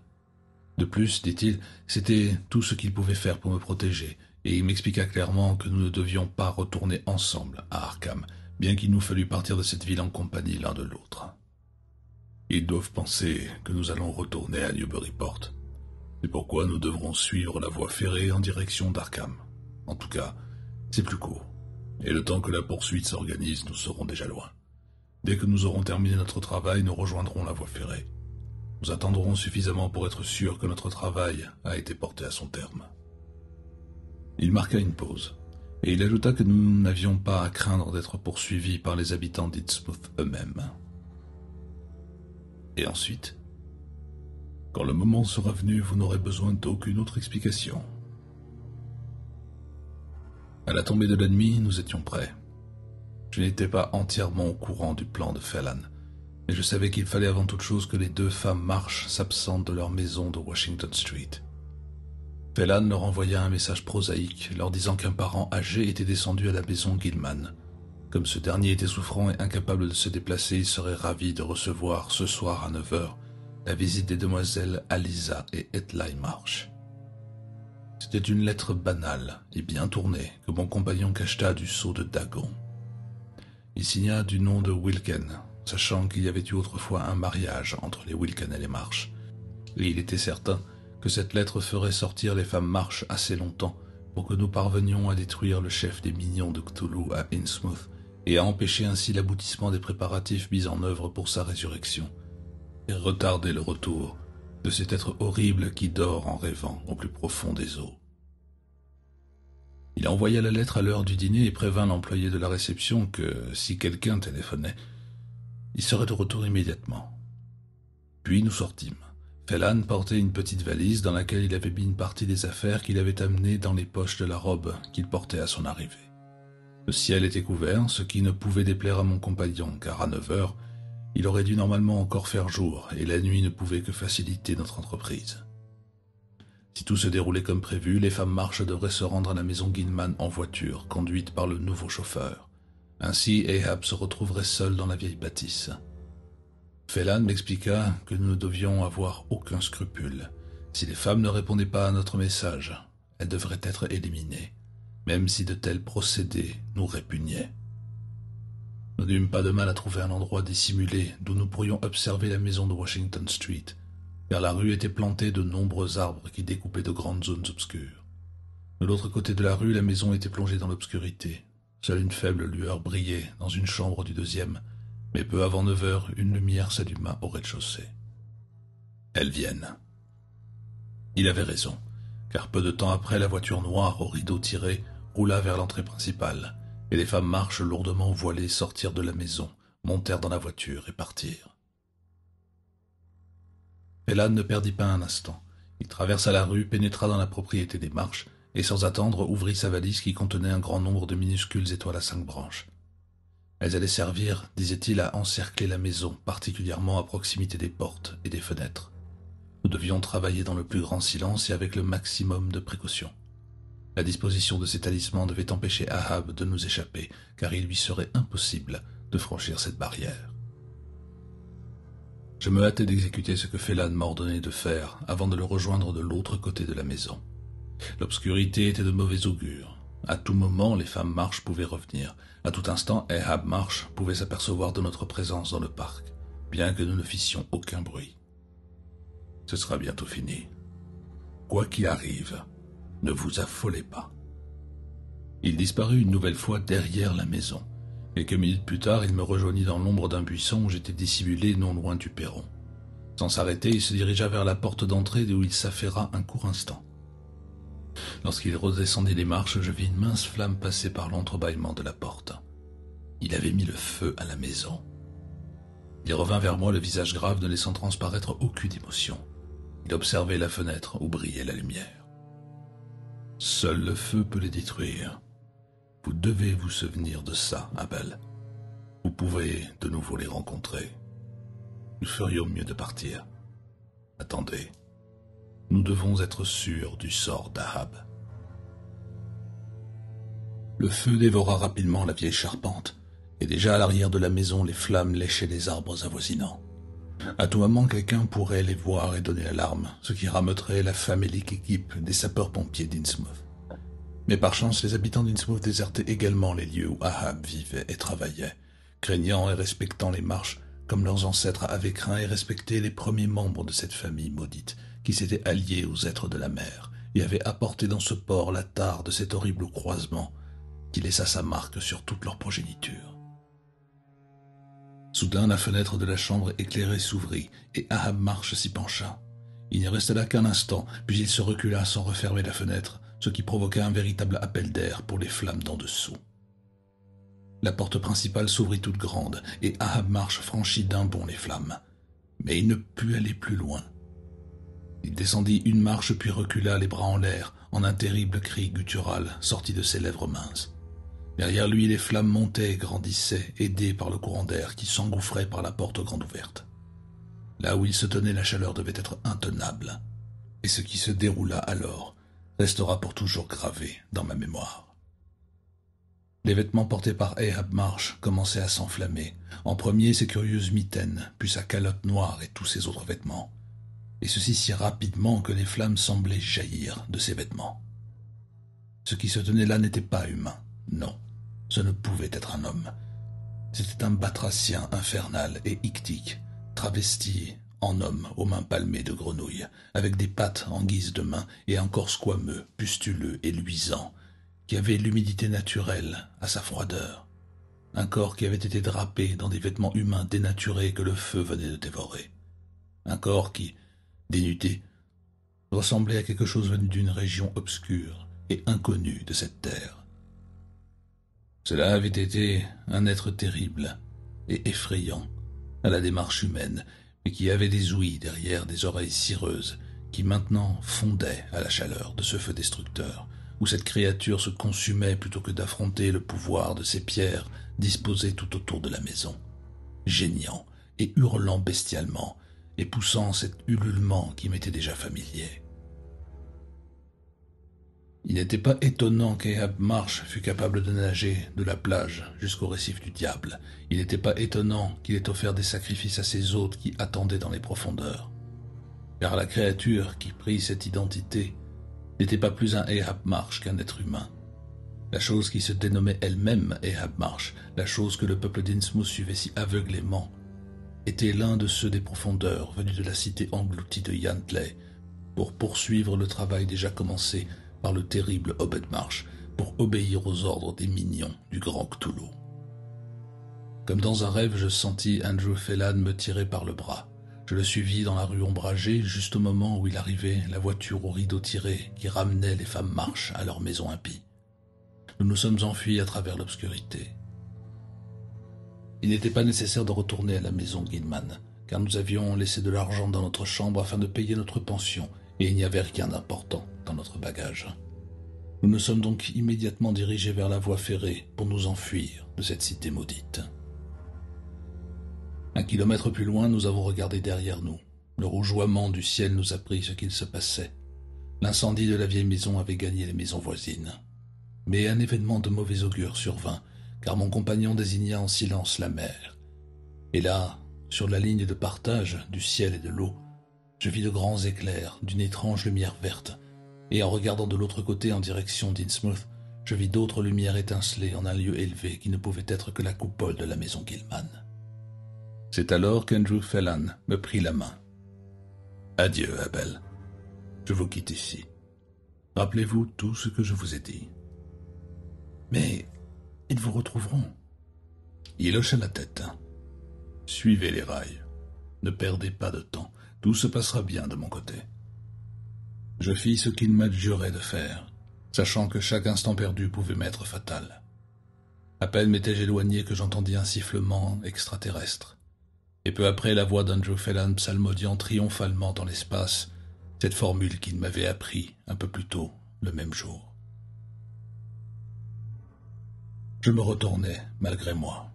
Je vis une immense chose ailée, un grand être, mi-oiseau, mi-chauve-souris, qui, sur le point de se poser sur le sol, se fondit en un instant dans l'obscurité. Le Biaki. Puis il s'éleva à nouveau, mais il n'était plus seul. Quelqu'un se tenait entre ses ailes gigantesques, et je le perdis de vue. Pressentant le danger, je revins sur mes pas, et il ne fut plus jamais question d'Andrew Phelan. Voilà près de 15 jours que ces événements se sont déroulés. Je ne suis plus retourné au cours de théologie. Je n'ai fait que hanter la bibliothèque de l'université de Miskatonic. J'y ai appris bien plus de choses qu'Andrew Phelan avait voulu en dire, et je compris mieux alors ce qui se passa à Innsmouth, la maudite, les choses qui se déroulent dans des régions lointaines de cette terre, qui a été et sera pour l'éternité un immense champ de bataille pour les forces du bien et du mal. Il y a 2 nuits de cela, j'ai découvert que j'étais suivi. Peut-être ai-je eu tort d'effacer de mon visage tous les artifices qu'Andrew Phelan avait composés pour me donner le type d'Innsmouth, et de les avoir laissés sur la voie désaffectée qui mène à Arkham, où ils pouvaient être retrouvés. Peut-être que ce ne furent pas les habitants d'Innsmouth qui les découvrirent, mais quelqu'un d'autre, quelqu'un qui sortit de la mer cette nuit-là, répondant à l'appel des signaux émis de la coupole de la maison Gilman. Cependant, mon poursuivant, d'il y a 2 nuits, était sûrement un homme d'Innsmouth. Son allure odieuse de batracien était caractéristique. Il ne m'inspirait pourtant aucune crainte. J'avais l'étoile à 5 branches dans ma poche, et je me sentais en sécurité. Mais la nuit dernière vint l'autre. La nuit dernière, j'entendis la terre remuer sous moi. J'entendis le bruit de grands pas lents et clapotant marteler les eaux de la terre, et j'ai compris ce qu'Andrew Fellan voulait insinuer lorsqu'il disait que je saurais quand l'autre poursuivant viendrait.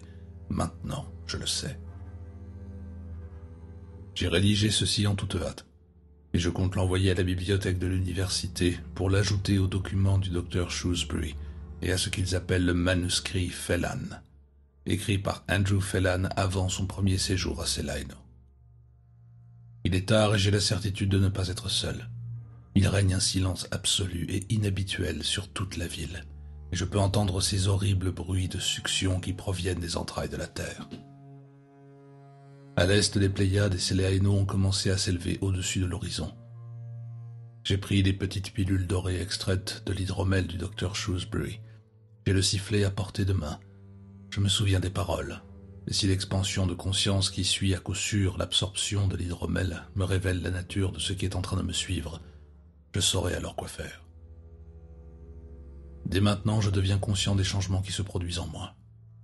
C'est comme si les murs de cette maison s'éloignaient, comme si la rue s'évanouissait à son tour, et un brouillard, quelque chose dans le brouillard, comme une grenouille géante avec des tentacules.